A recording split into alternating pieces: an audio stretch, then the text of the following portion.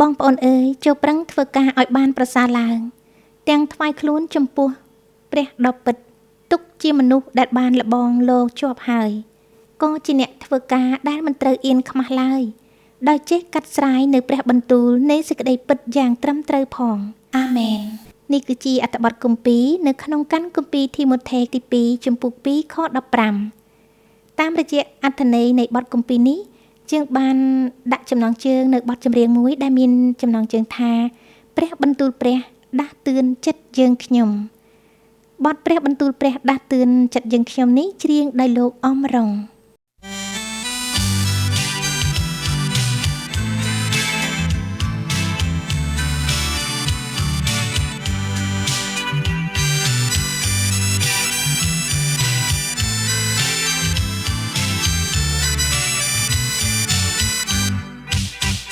ព្រះបន្ទូលព្រះដាស់តឿនចិត្ត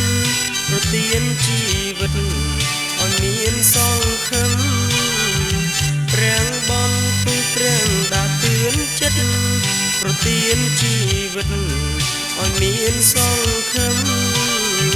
ព្រះគ្រីស្ទជាអង្គឧត្តមសង្គ្រោះយើងខ្ញុំលួងបានគ្រប់គ្នាសង្គ្រោះយើងខ្ញុំលួងបានគ្រប់គ្នាចូលយើងវន្ទាព្រះបិតាជាម្ចាស់សេរីសាសូមសុខសួស្តីចូលយើងវន្ទាព្រះបិតាជាម្ចាស់សេរីសាសូមសុខសួស្តីចូលមកក្មេងចាំត្រង់ស្រីចូលចិត្តរីករាយពេញដោយអំណរចូលចិត្តរីករាយពេញដោយអំណរយើងលើកដំកើងព្រះដ៏ល្អព្រះអាទិកយើងមកផែនដីយើងលើកដំកើងព្រះដ៏ល្អព្រះអាទិកយើងមកផែនដីរំដងបាបកម្មប្រងស្រីបាបយើងធ្ងន់ក្រៃព្រះជួយសង្គ្រោះបាបយើងធ្ងន់ក្រៃព្រះជួយសង្គ្រោះមកចង់អស់នាងទុកព្រួយហើយព្រះគ្រីស្ទនឹងហើយប្រលួងនាងពិតមកចង់អស់នាងទុកព្រួយហើយព្រះគ្រីស្ទនឹងហើយប្រលួងនាងពិតចូលពឹងព្រះដ៏មានឫទ្ធិអង្គព្រះបរិសុទ្ធដំរងផ្លូវត្រូវព្រះដ៏មានឫទ្ធិដំរងផ្លូវត្រូវ